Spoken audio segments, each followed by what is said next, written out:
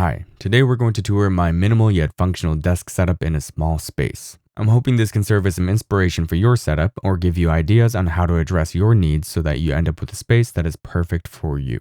Beginning with the room, it's a tiny little den in an apartment. I'd say it's a little smaller than 6 by 7 feet. On top of feeling kind of claustrophobic, there are no windows and it gets extremely hot. I should also note that this is a rental in a brand new building, so I'm trying to refrain from drilling into the walls. For the desk, I'm using the horrendously overused Alex drawers from IKEA and their Ekbacken countertop.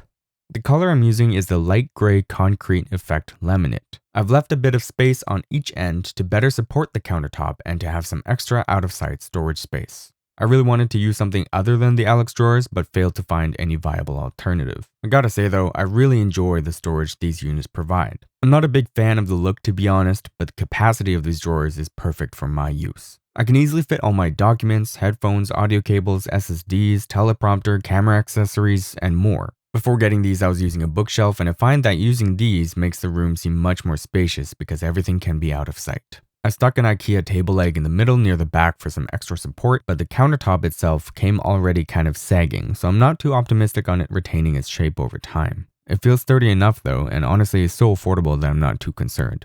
I personally love the way the countertop looks, but I did notice a bit of a red hue in the gray. I would have loved for it to be a bit more neutral. On both ends of the desk, I have two gray DIY acoustic panels that I made last year. I want to say these are around 6 inches thick. I can't remember exactly what I used, but it's some form of dense rock wool. They do a pretty decent job at absorbing sound, and I like the idea of having some weight on the sides of the desk. I also have a few 3-inch panels behind me, which aren't on the walls, but help a bit with acoustics as well. I've offset my editing station a bit to the right just to create some space on the left for filming B-roll.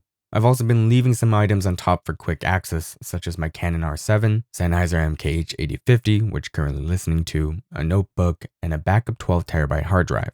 And my Komodo is also there, so I can feel guilty when I see it picking up dust. Offsetting to the side also allows me to place my printer and UPS or uninterruptible power supply underneath. The UPS I use is the CyberPower CP1500, which comes with 12 outlets and has saved my ass a few times over the 2 years I've owned it. So now moving to the editing station. First, I have a no-name fake leather desk mat. It's nice to have a soft surface to place little accessories and rest my wrists on. I also find that it works well with my mouse, which is the Logitech MX Master 3. This mouse has been an absolute joy to work with over the past few years, especially since I've owned the second version as well. I've used it with a variety of computers, including both Windows and Mac, and I can't recall a single time thinking that I should get a different mouse. For the keyboard, I've been using the wireless Logitech K780. I've had it for at least 2 years and I still haven't had to change the batteries, which is great. I like that I can prop my phone up in the holder and even place an iPad beside it if I want. You can connect up to 3 devices to it and it's really easy to switch between them. At one point, I was constantly using this one keyboard with an iPad, MacBook, and desktop PC, which was amazing from a productivity standpoint. I will say, however, that the keys are just decent. They don't feel squishy, but not super responsive, and my fingers begin to hurt after a while. As for volume, they're quiet, but I'm not sure if I like how they sound.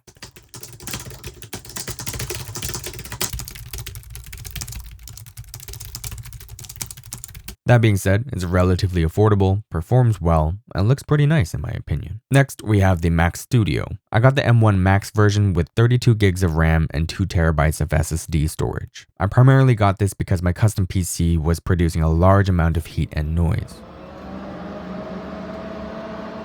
When I was in a bigger space, these were non-issues, but as soon as I moved into this small den, finding alternative solutions became a priority. I have no regrets switching to the Mac Studio because this thing is nearly silent. I hear the bathroom fan and passing sky trains before I hear anything from this. In fact, this led me to get rid of my LaCie 2-Big dock because the sound of the fan in that was so loud after hearing the near silent fans of the Mac Studio. This might be louder. Alright, here's a volume test of the Mac Studio. It is on, and fans and whatnot. I'm going to play through the timeline as well. See if we can hear anything.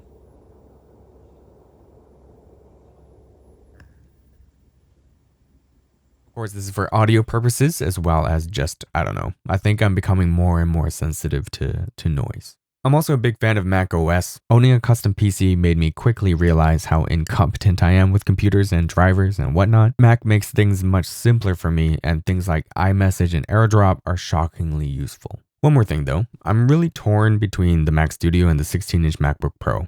I kind of wish I had gone for the laptop because of the portability, extra screen, webcam, and speakers. But I really like the placement and the number of ports on the Mac Studio and the fact that I can keep my desktop pretty much cable free because of this. I just can't shake the feeling though that the MacBook would suit my needs a bit better. Next, the monitor.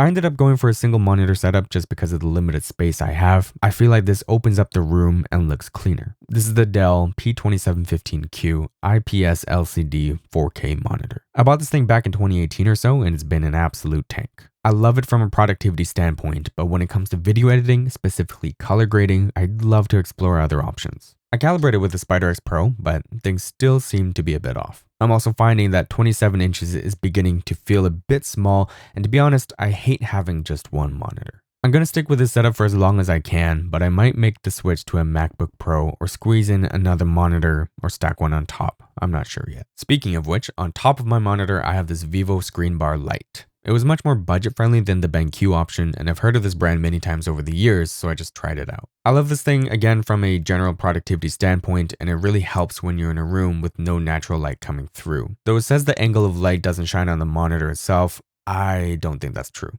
I'm also not sure if I'd be comfortable using this with newer monitors that have the ultra thin bezels. In the same vein as this Logitech webcam I have. I think it's the Logitech C920S HD, just needed something for Zoom calls and whatnot. Same concern regarding monitors and thin bezels. Also hate that it competes with the screen bar and that they both kind of need to be in the middle. Right now I'm moving the screen bar to the left and the webcam to the middle whenever I need to be on a call, and this is just a pain. Next, audio. The interface I'm using is the Audient Evo 4. It's a useful little thing, though I find the green to be offensively hideous. That green button though is the smart gain feature for setting levels, which I appreciate. The interface itself has worked well with all the mics I've thrown at it, but I did end up using a cloud lifter for the Shure SM7B. The headphone amp seems to be pretty good as well. I'm using it with these Beyerdynamic DT1990 Pro 250 ohm headphones. I'm getting decent volume out of them, and people online say that the Evo 4 works with these kinds of headphones, but I feel like I could get even better performance using a different headphone amplifier. For now though, no complaints. I'm absolutely enamored with the sound quality of these headphones. I picked them up instead of studio monitors because I can't figure out a way to place monitors in this room. I was using the Audio-Technica M50Xs for all my editing, and though they have a good range in the low end, I found that the low end in my videos was consistently muddy. I wanted to be able to hear a bit more of that low end, so I was looking at larger speakers, but I'm under the impression that they would not have sounded good in such a small room and if placed against the wall, which is what I probably would have had to do.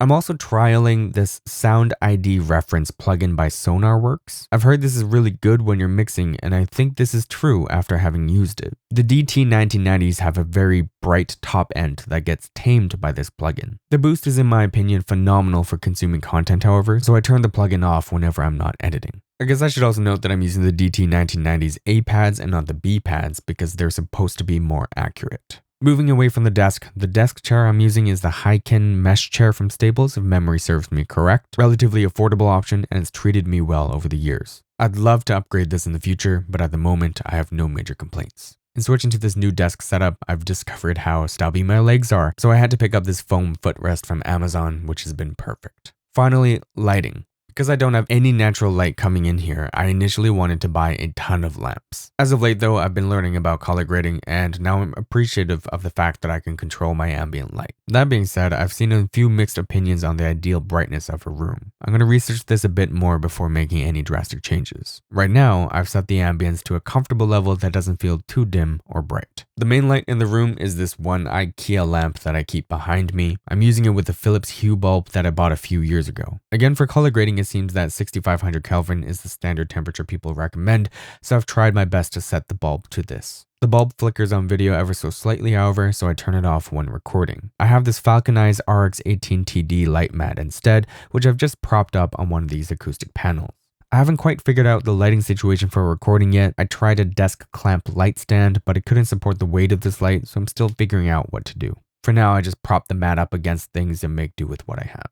I might look at some tube lights, but I've always found them to be too harsh to use without extra diffusion, so it would kind of defeat the purpose of trying to save space. I'm also trying to set up some bias lighting, but still looking into the best way to set that up since I want a flicker-free option. If you have any ideas, please let me know. Thank you for your time, and hopefully you've found this helpful. If you have any suggestions for me on how I can improve this space, because obviously there are some holes still, I would love to hear some ideas and experiences that you've had with your own setups. As always, thank you for your time, be healthy, and I'll see you in the next one.